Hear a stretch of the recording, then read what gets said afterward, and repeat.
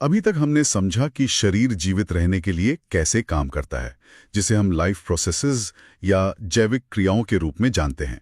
और फिर ये भी देखा कि इन सभी क्रियाओं को सही समय पर कैसे कंट्रोल और कोऑर्डिनेट किया जाता है, जो नियंत्रण और समन्वय के अंतर्गत आता है। लेकिन जीवन का उद्देश्य सिर्फ एक शरीर का संचालन नहीं होता।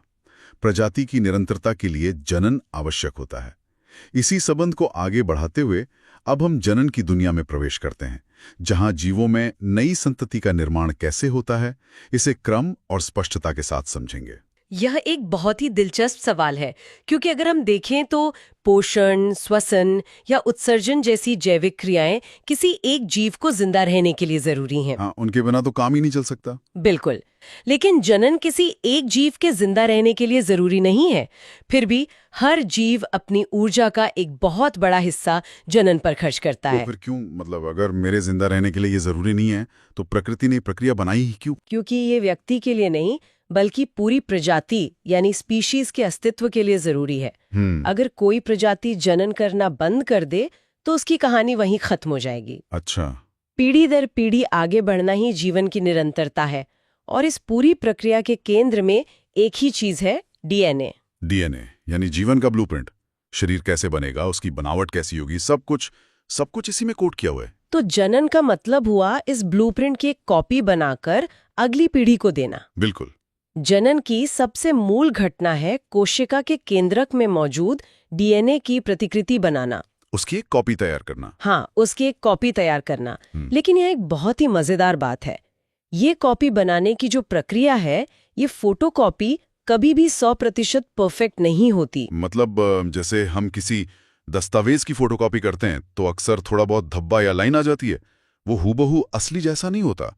क्या डीएनए के साथ भी कुछ ऐसा ही है? आपने एकदम सही समझा। ये एक जैव रासायनिक प्रक्रिया है, और इसमें छोटी मोटी गलतियां या बदलाव आ ही जाते हैं। इन बदलावों को हम विभिन्नता या वेरिएशन कहते हैं। विभिन्नता? हाँ, और ये बदलाव इतने सूक्ष्म हो सकते हैं कि पहली नजर में शायद पता भी ना चले, लेकिन प्रजाति के भविष्य के लिए ये बेहद जरूरी है। ये थोड़ा अजीब लगता है ना। हम तो सोचते हैं कि कोई भी काम परफेक्ट होना चाहिए, कोई गलती नहीं होनी चाहिए।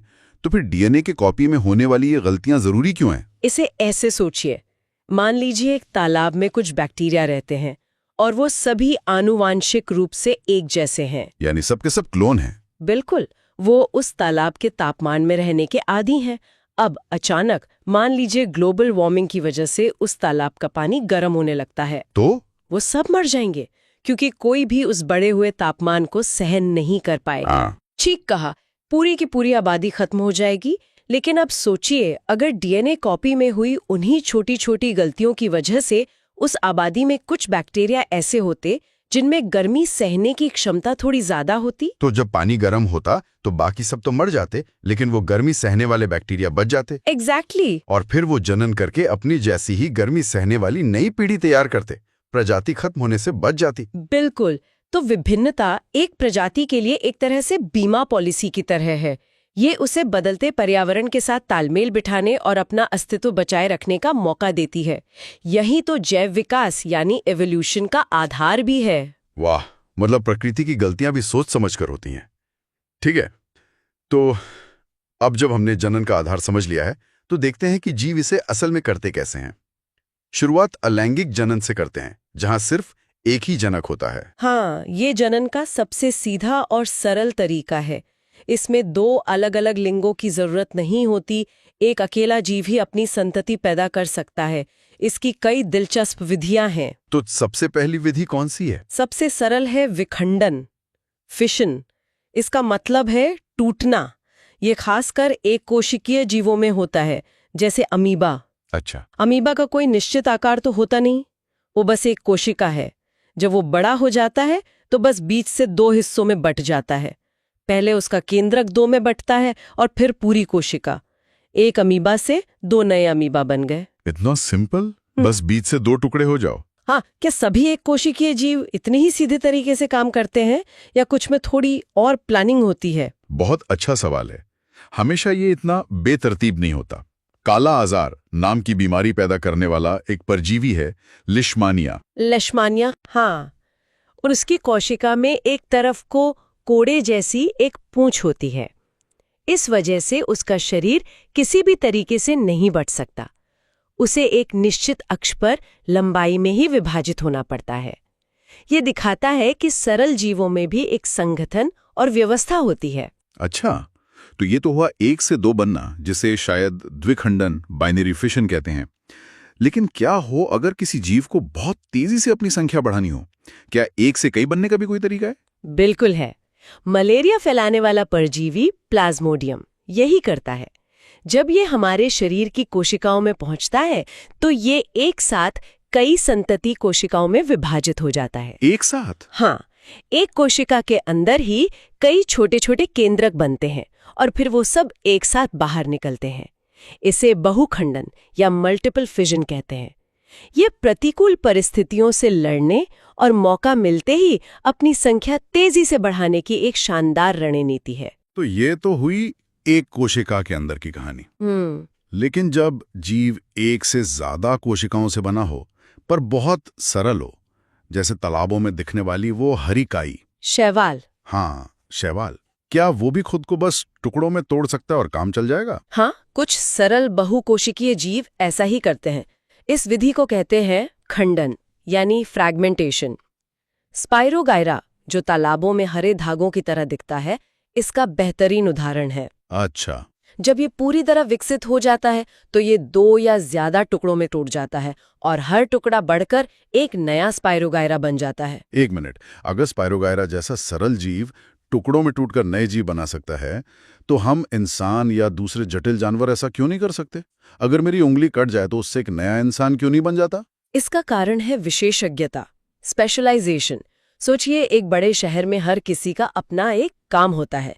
कोई डॉक्टर है, कोई इंजीनियर, कोई सफाई कर्मचारी। आप सिर्फ इंजीनियरों के एक समूह को लेकर एक नया शहर नहीं बना सकते हैं ना। आपको हर तरह के लोग चाहिए। सही बात है। हमारे शरीर में भी ऐसा ही है। हमारी कोशिकाएं सिर्फ कोशिकाओं का झुंड नहीं है, वो मिलकर ऊतक बनाती हैं, ऊतक मिलकर अंग बनाते हैं। एक त्वचा की कोशिका को ये नहीं पता कि दिल कैसे धड़काना है, और एक दिमाग की कोशिका को ये नहीं पता कि खाना कैसे पचाना है। बिल्कुल, वो सब अपनी अपनी फील्ड के स्पेशलिस्ट हैं। इसलिए अगर आप शरीर का एक टुकड़ा काटते हैं तो आपको सिर्फ कुछ तरह के स्पेशलिस्ट मिलते हैं, पूरी टीम नहीं मिलती जो एक नया शरीर बना सके। जबकि स्पाइरोगायरा में हर कोशिका एक जैक ऑफ ऑल ट्रेड्स की तरह है, जो जरूरत पड़ने पर कोई भी काम कर सकती है। ये तो बहुत ही शानदार तरीके से समझ आया। मतलब जटिलता की एक कीमत चुकानी पड़ती है। लेकिन मैंने कुछ जीवों के बारे में सुना है जिनमें कुछ अद्भुत क्षमताएं होती हैं। जैसे अगर उन्हें काट दिया जाए तो हर टुकड़ा एक नया जीव बन जाता है। आप पुनरुद्भवन की बात कर रहे हैं, रीजेनरेशन, और ये वाकई प्रकृति के सबसे बड़े अजूबों में से एक है। प्लेनेरिया नाम का एक चपटा कृमि है। प्लेनेरिया? हाँ, अगर आप उसे किसी भी तरह से कितने भी टुकड़ों में काट दें तो हर एक टुकड़ा अपने खोए हुए हिस्सों को दोबारा बनाकर एक पूरा नया प्लेनेरिया बन जाएगा। हर एक टुकड़ा? हर एक। सिर वाला टुकड़ा पूंछ बना लेगा, पूंछ वाला टुकड़ा सिर बना लेगा। लेकिन ये अंतर थोड़ा कंफ्यूजिंग है। अगर एक कटे हुए टुकड़े से पूरा नया जीव बन रहा है तो नतीजा तो जनन ही हुआ ना। इसे हम जनन की एक अजीब विधि क्यों नहीं कह सकते? इसे ऐसे समझिए, अगर आपके घर की छिपकली की पूंछ कट जाए और कुछ हफ्तों में वापस उगाए तो ये हुआ पुनरुद्भवन। हाँ, ये तो देखा है। पूंछ तक ही सीमित है, लेकिन प्लेनेरिया जैसे जीवों में ये रिपेयर मैकेनिज्म इतना ज्यादा शक्तिशाली है कि वो रिपेयर से आगे बढ़कर रिक्रिएट कर देता है। इसलिए हम इसे जनन की सामान्य विधि नहीं मानते, बल्कि एक असाधारण मरम्मत क्षमता मानते हैं। समझ गया। तो ये एक तरह की सुपर हीलिंग पावर है। अच्छा, कुछ और भी अनोखे तरीके हैं? हाँ, एक और मजेदार तरीका है मुकुलन, बडिंग। हाइड्रा नाम के छोटे से जलीय जीव में ये देखने को मिलता है। हाइड्रा? उसके शरीर पर किसी एक जगह कोशिकाएं तेजी से विभाजित होने लगती हैं और एक छोटा सा उभार बन जाता है। इस उभार को मुकुल या बड कहते हैं। जैसे किसी पौधे पर कली निकलती है? कुछ वैसा ही। ये मुकुल धीरे धीरे बड़ा होता है और एक नन्हे हाइड्रा का रूप ले लेता है। उसमें अपना मुंह और स्पर्शक यानी टेंटिकल्स भी विकसित हो जाते हैं। और जब ये पूरी तरह तैयार हो जाता है तो अपने जनक के शरीर से अलग होकर एक स्वतंत्र जीवन जीने लगता है। वाह! अब पौधों की बात करते हैं। उनमें तो मैंने सुना है कि बीज के बिना भी पौधे उग जाते हैं। मेरी दादी मनी प्लांट की एक डाली तोड़कर पानी की बोतल में रख देती थी और कुछ ही हफ्तों में उसमें जड़ें निकल आती थी। क्या ये भी अलैंगिक जनन है? बिल्कुल, आप कायिक प्रवर्धन की बात कर रहे हैं। Vegetative propagation. हाँ, ये पौधों में बहुत आम है। कायिक प्रवर्धन। हाँ, इसमें बीज के बजाय पौधे के कायिक अंगों जैसे जड़, तना या पत्ती से नया पौधा उगाया जाता है। आपका मनी प्लांट का उदाहरण एकदम सटीक है। गुलाब की कलम लगाना या आलू को कुछ दिन रख दें तो उसकी आंखों से जो अंकुर निकलते हैं वो भी इसी का उदाहरण है। तो किसान इसका बहुत इस्तेमाल करते होंगे, बहुत ज्यादा। कृषि में इसके जबरदस्त फायदे हैं। पहला, इस विधि से उगाए गए पौधों में बीज से उगाए गए पौधों की तुलना में फूल और फल बहुत जल्दी लगते हैं। अच्छा। दूसरा, ये उन पौधों को उगाने में मदद करता है जो या तो बहुत कम बीज बनाते हैं या बीज बनाने की क्षमता ही खो चुके हैं, जैसे केला, संतरा, अंगूर और चमेली। सही है। और तीसरा, इस विधि से पैदा हुआ हर नया पौधा आनुवांशिक रूप से अपने जनक पौधे की हूबहू कॉपी होता है, जिससे फलों की क्वालिटी एक जैसी बनी रहती है। पौधों में कोई और हैरान करने वाला उदाहरण है इसका? ब्रायोफिल्म, जिसे पत्थर चट्टा भी कहते हैं, बहुत दिलचस्प है। इसकी पत्ती के किनारों पर छोटे छोटे खांचे होते हैं जहां से कलिकाएं निकलती हैं। जब ये पत्ती जमीन पर या किसी नम जगह पर गिरती है तो ये कलिकाएं जड़ें निकालकर नए नन्हे पौधों में बदल जाती हैं। एक ही पत्ती से? हाँ, एक ही पत्ती से दर्जनों नए पौधे बन सकते हैं। तो ये तो कमाल है। और मैंने टिश्यू कल्चर के बारे में भी सुना है, क्या वो भी इसी का हिस्सा है? वो इसी तकनीक का एक बहुत ही उन्नत और हाईटेक रूप है। इसमें पौधे के तने के सिरे से जहां कोशिकाएं बहुत तेजी से बढ़ रही होती हैं, कुछ कोशिकाएं या ऊतक ले लेते हैं। फिर उन्हें लैब में एक पोषक तत्वों वाले जेली जैसे माध्यम में रखा जाता है। ये तो साइंस फिक्शन जैसा लग रहा है। ये है भी वैसा ही। वो कोशिकाएं विभाजित होकर एक अनियंत्रित गुच्छा बना लेती हैं जिसे कैलस कहते हैं। कैलस? हाँ। फिर इस कैलस को खास हार्मोन वाले दूसरे माध्यम में रखा जाता है, जिससे उसमें जड़ें और तना विकसित हो जाता है और वो एक नन्हा पौधा बन जाता है। इस तकनीक से पौधे के एक छोटे से हिस्से से कुछ ही हफ्तों में हजारों रोग मुक्त पौधे तैयार किए जा सकते हैं। अविश्वसनीय। ठीक है, अब हम अलैंगिक जनन की आखिरी विधि पर आते हैं। मैंने अक्सर देखा है कि ब्रेड या रोटी अगर कुछ दिन नम जगह पर रह जाए तो उस पर रुई जैसी काली हरी फफूंद लग जाती है। वो क्या है और वो इतनी तेजी से कैसे फैलती है? वो राइजोपुस नाम का एक कवक यानी फंगस है और उसके फैलने का तरीका है बीजाणु समासंग, स्पोर फॉर्मेशन। अगर आप उस फफूंद को माइक्रोस्कोप से देखेंगे तो आपको पतले धागों के ऊपर छोटी छोटी गोल संरचनाएं दिखेंगी। हाँ, जैसे किसी डंडी पर गेंद लगी हो। बिल्कुल, उन गोल संरचनाओं को बीजाणुधानी कहते हैं। उनके अंदर हजारों लाखों बहुत ही सूक्ष्म कण होते हैं जिन्हें बीजाणु यानी स्पोर्स कहते हैं।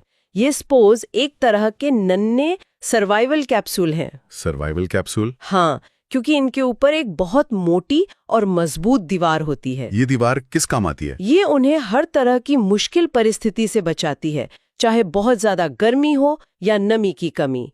जब बीजाणुधानी फटती है तो ये लाखों स्पोर्स हवा में फैल जाते हैं।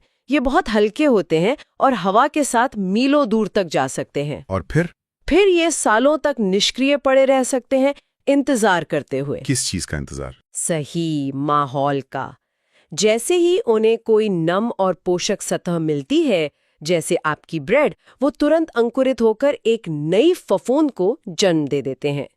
यह कम समय में कम ऊर्जा खर्च करके दूर दूर तक फैलने और अपना अस्तित्व बचाने की एक बेहतरीन रणनीति है। तो आज हमने अलैंगिक जनन के कई अलग अलग तरीकों को समझा। विखंडन, जिसमें एक जीव 2 या ज्यादा में टूट जाता है। खंडन, जहां शरीर के टुकड़े नए जीव बना लेते हैं। पुनरुद्भवन, जो एक तरह की सुपर हीलिंग पावर है। मुकुलन, जिसमें शरीर पर एक मिनीमी उगता है और अलग हो जाता है। कायिक प्रवर्धन, जो पौधों का शॉर्टकट है।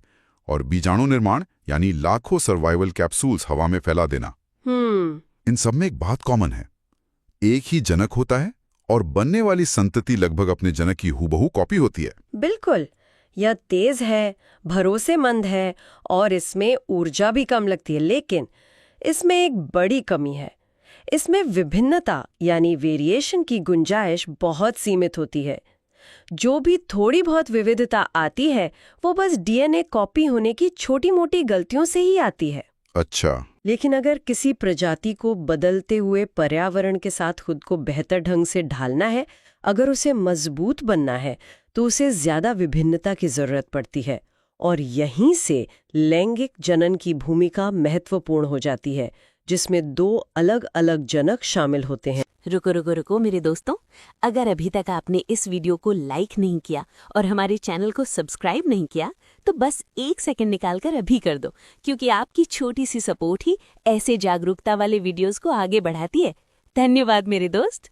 तो चलिए अब हम लैंगिक जनन और उसकी पूरी प्रक्रिया को समझने की दिशा में आगे बढ़ते हैं, बिल्कुल बेसिक से, जहां गैमेट का निर्माण, उनका मिलन और नई संतति का विकास, ये सब कैसे होता है, इसे समझते हैं। बिल्कुल, और ये एक बहुत ही दिलचस्प प्रक्रिया है, जहां अलैंगिक जनन में एक ही जीव अपनी, कह सकते हैं, हूबहू कॉपी बनाता है। हाँ, जो आसान भी है और तेज भी। सही कहा।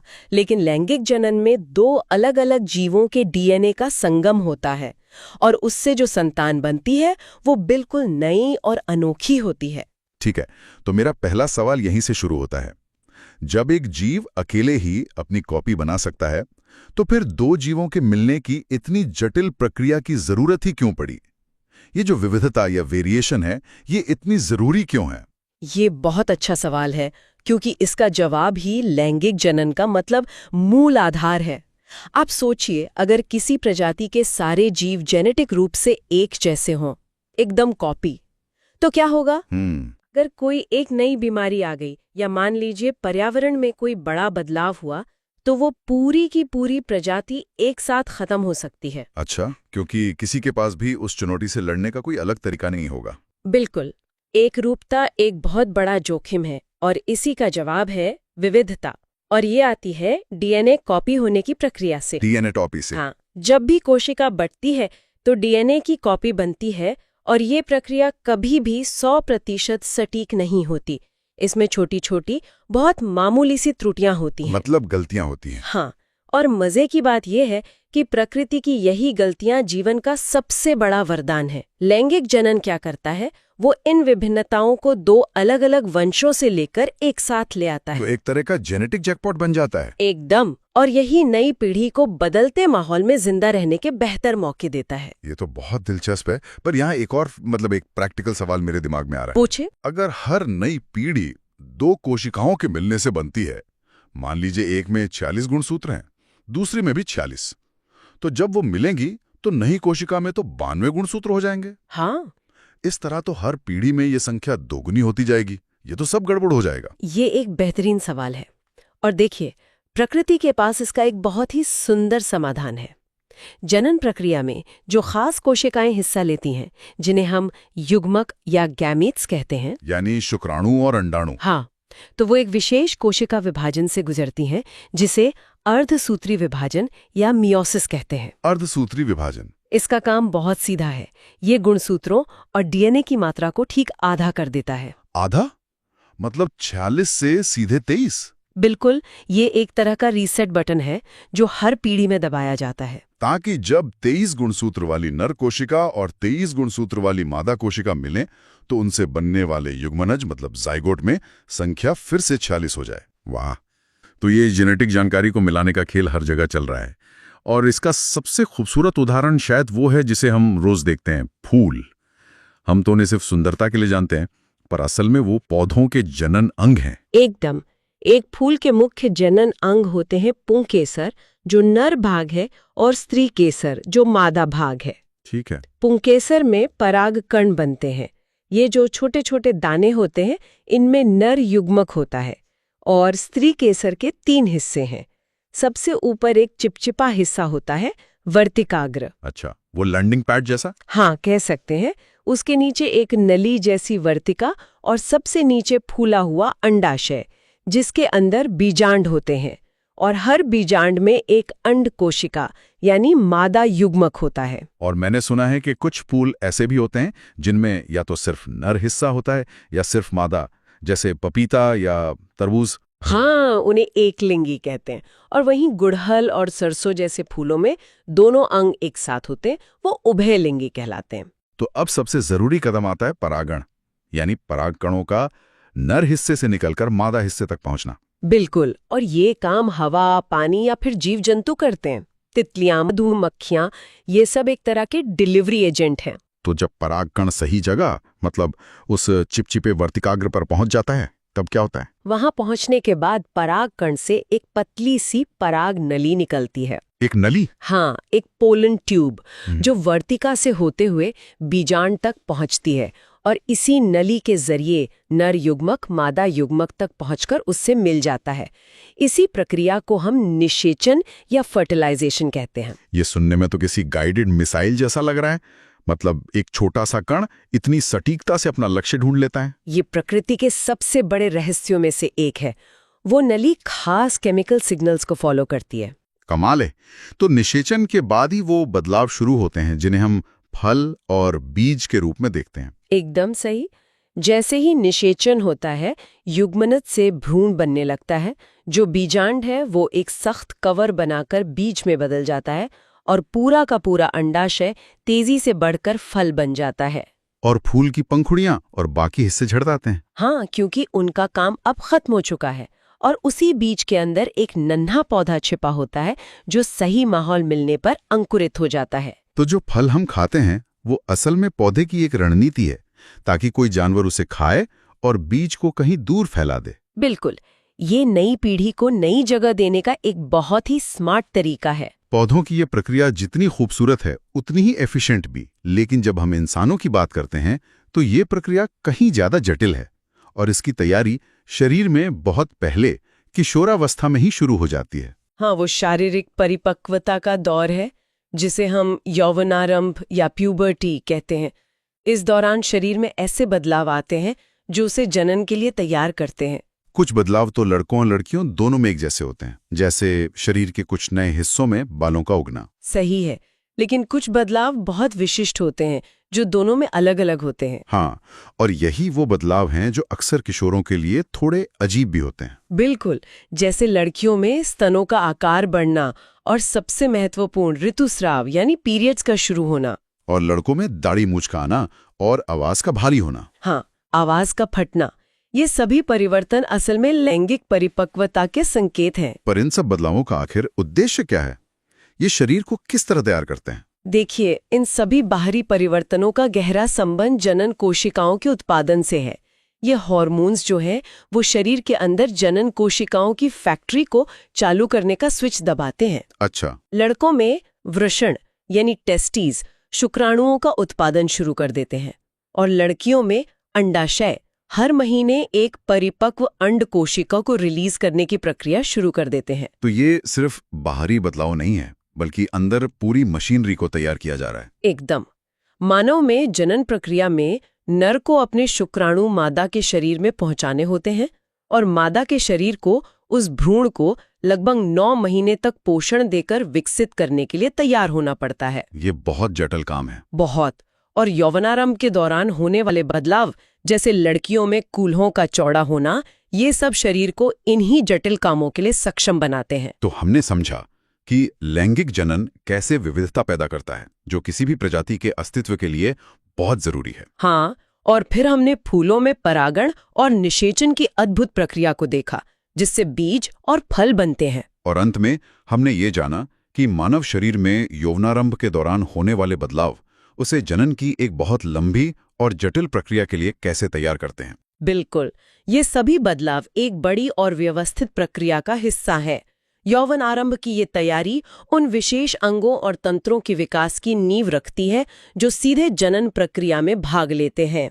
मतलब इन बदलावों को समझने के बाद ही हम उन तंत्रों की कार्यप्रणाली को बेहतर ढंग से समझ सकते हैं। एकदम सही। और इसीलिए अब हम नर जनन तंत्र और मादा जनन तंत्र को विस्तार से समझेंगे। रुको मेरे दोस्तों, अगर अभी तक आपने इस वीडियो को लाइक नहीं किया और हमारे चैनल को सब्सक्राइब नहीं किया तो बस 1 सेकंड निकालकर अभी कर दो, क्योंकि आपकी छोटी सी सपोर्ट ही ऐसे जागरूकता वाले वीडियोस को आगे बढ़ाती है। धन्यवाद मेरे दोस्त। अब हम मेल रिप्रोडक्टिव सिस्टम यानी नर जनन तंत्र और फीमेल रिप्रोडक्टिव सिस्टम दोनों को परत दर परत समझते हुए जनन चैप्टर में आगे बढ़ते हैं।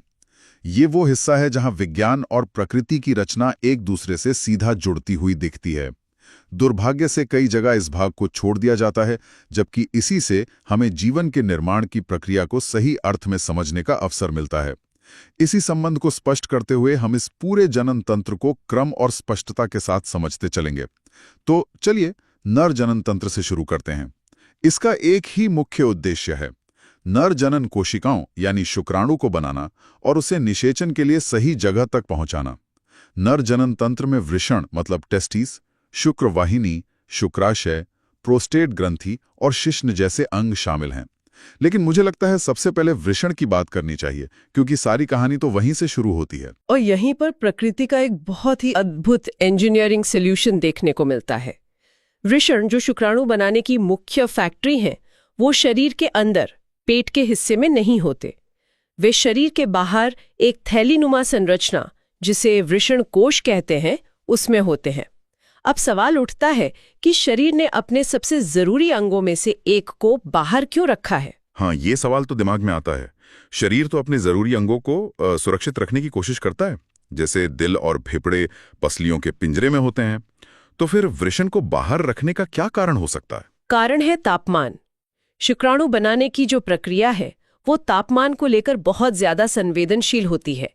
इसे शरीर के सामान्य तापमान, जो लगभग 37 डिग्री सेल्सियस होता है, उससे करीब 2 से 3 डिग्री कम तापमान चाहिए।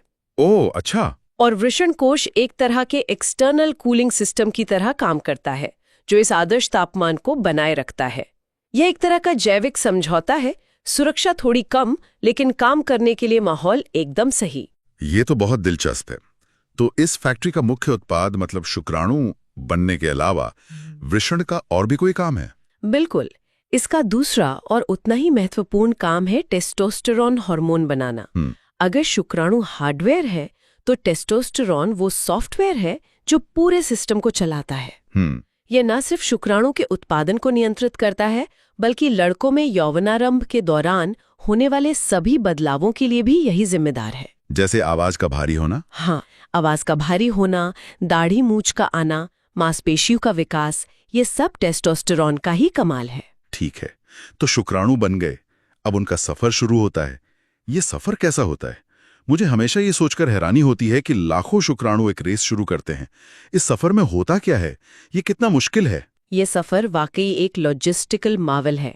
वृषण में बनने के बाद शुक्राणु एक लंबी पतली नली शुक्रवाहिनी के जरिए अपनी यात्रा शुरू करते हैं, लेकिन इस यात्रा में वे अकेले नहीं होते। अच्छा। रास्ते में प्रोस्टेट ग्रंथि और शुक्राशय अपने तरल पदार्थ इसमें मिलाते हैं। और इन तरल पदार्थों का क्या काम है? सिर्फ रास्ता आसान बनाना? उससे कहीं ज्यादा। ये मिश्रण, जिसे हम वीर्य कहते हैं, 3 बहुत जरूरी काम करता है। अच्छा।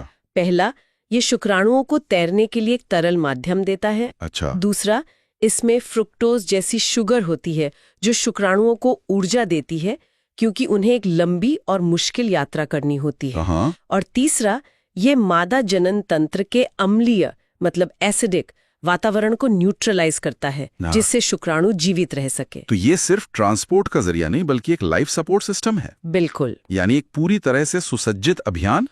और इस सफर का अंतिम पड़ाव क्या है? ये शुक्रवाहिनी आगे जाकर मूत्राशय से आने वाली नली से जुड़ जाती है और एक कॉमन रास्ता बनाती है, जिसे मूत्र मार्ग या यूरीथ्रा कहते हैं।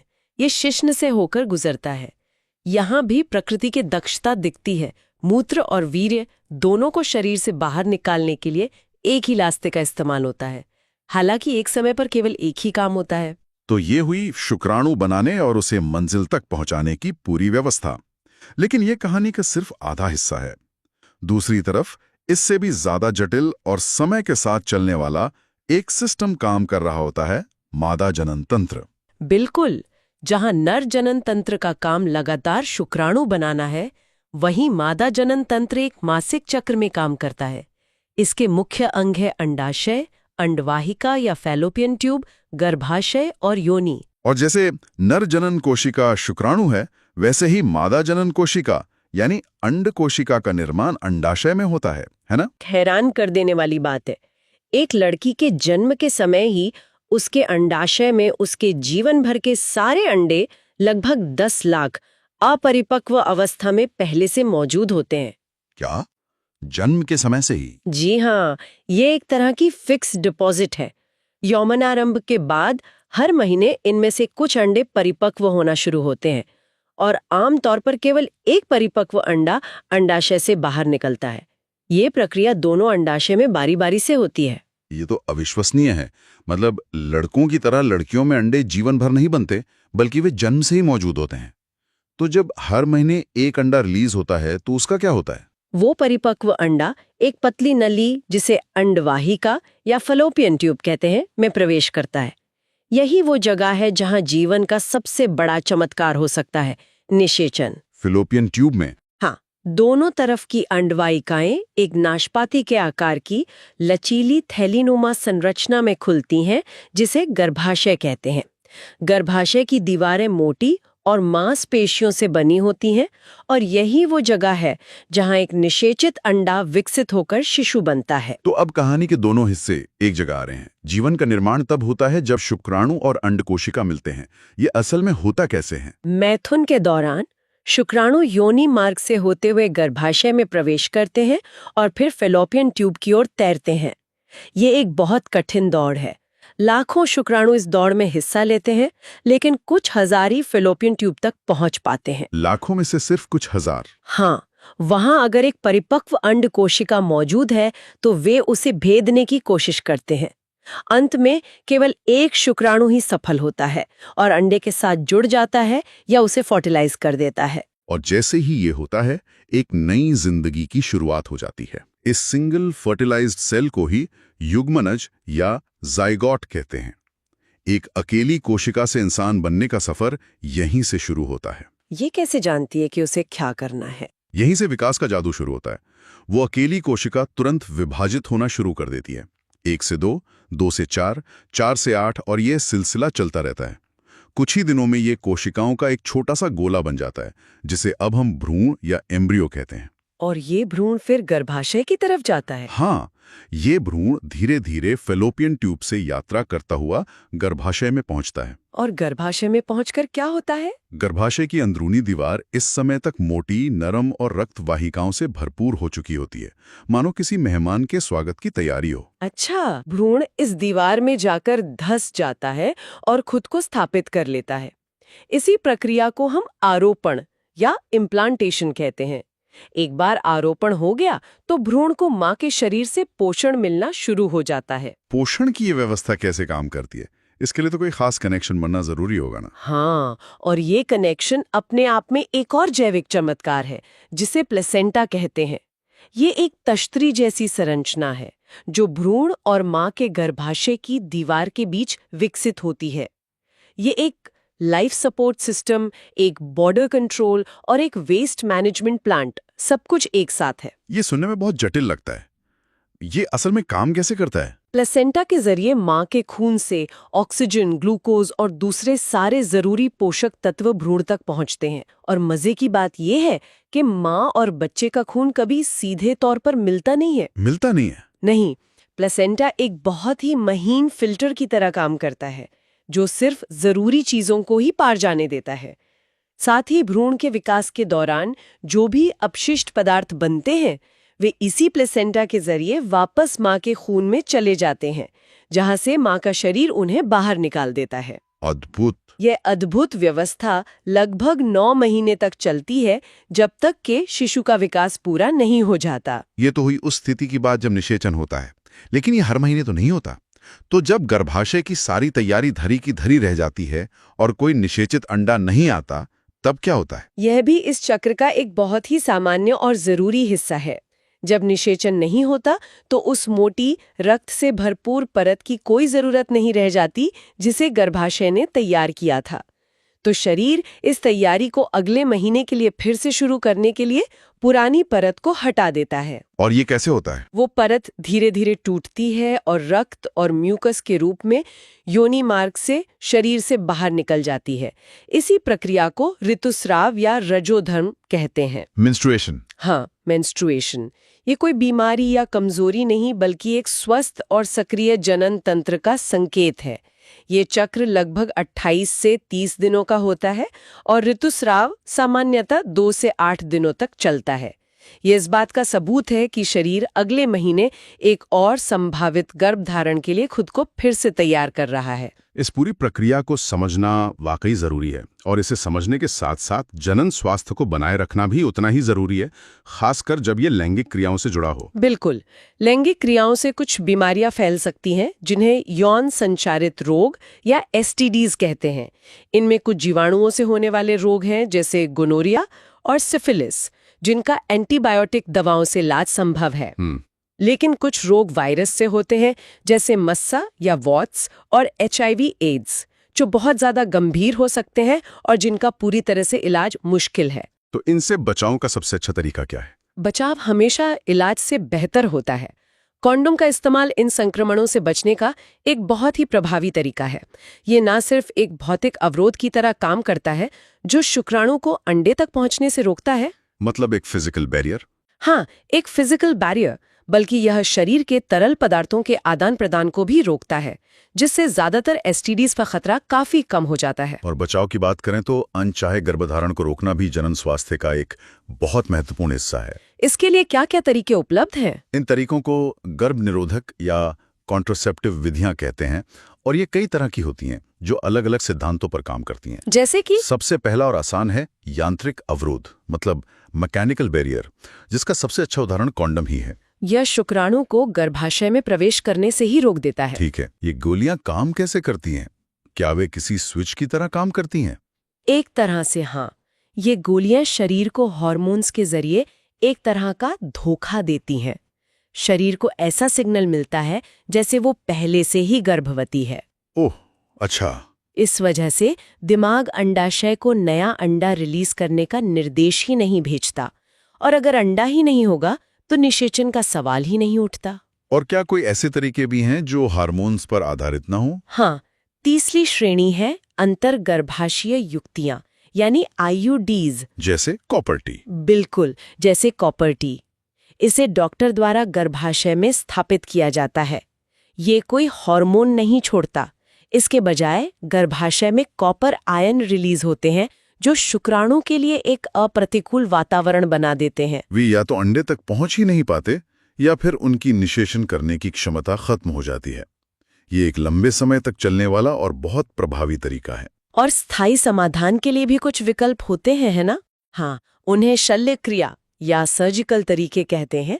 ये उन लोगों के लिए होते हैं जो ये फैसला कर चुके हैं कि उन्हें और बच्चे नहीं चाहिए। पुरुषों में शुक्रवाहिकाओं को काटकर बांध दिया जाता है, जिसे नसबंदी या वेसेक्टमी कहते हैं। इससे शुक्राणु वीर्य का हिस्सा नहीं बन पाते। और महिलाओं में अंडवाहिका मतलब फलोपियन ट्यूब को अवरुद्ध कर दिया जाता है, जिसे ट्यूबेक्टमी कहते हैं, ताकि अंडा शुक्राणु तक पहुंच ही ना सके। इतने सारे विकल्प हैं। ये समझना बहुत जरूरी है कि किसी भी गर्भ निरोधक विधि को अपनाने का फैसला व्यक्तिगत स्वास्थ्य और जरूरतों को देखकर ही लिया जाना चाहिए, और इसके लिए डॉक्टर से सलाह लेना सबसे अच्छा है। निश्चित रूप से। और अगर हम इसे एक बड़े सामाजिक स्तर पर देखें तो जनन स्वास्थ्य सिर्फ व्यक्तिगत स्वास्थ्य तक सीमित नहीं है। ये समाज के स्वास्थ्य से भी जुड़ा है, खासकर बढ़ती जनसंख्या और लिंगानुपात के संतुलन के मामले में। कि लड़कियों का अनुपात बिगड़ रहा है, जिसके बहुत गंभीर और दूरगामी नकारात्मक प्रभाव होते हैं। एक स्वस्थ और संतुलित समाज के लिए यह अनुपात सही रहना बेहद जरूरी है। तो ये थी नर और मादा जनन तंत्र की एक विस्तृत यात्रा। हमने देखा कि कैसे दो अलग अलग प्रणालियां, एक निरंतर और एक चक्रीय, एक साथ मिलकर जीवन की रचना करती हैं। ये सिर्फ अंगों और हार्मोन्स की कहानी नहीं है, बल्कि ये प्रकृति के सबसे जटिल और सुंदर डिजाइन में से एक है, जिससे पीढ़ियां आगे बढ़ती हैं। रुको मेरे दोस्तों, अगर अभी तक आपने इस वीडियो को लाइक नहीं किया और हमारे चैनल को सब्सक्राइब नहीं किया तो बस 1 सेकंड निकालकर अभी कर दो, क्योंकि आपकी छोटी सी सपोर्ट ही ऐसे जागरूकता वाले वीडियोस को आगे बढ़ाती है। धन्यवाद मेरे दोस्त।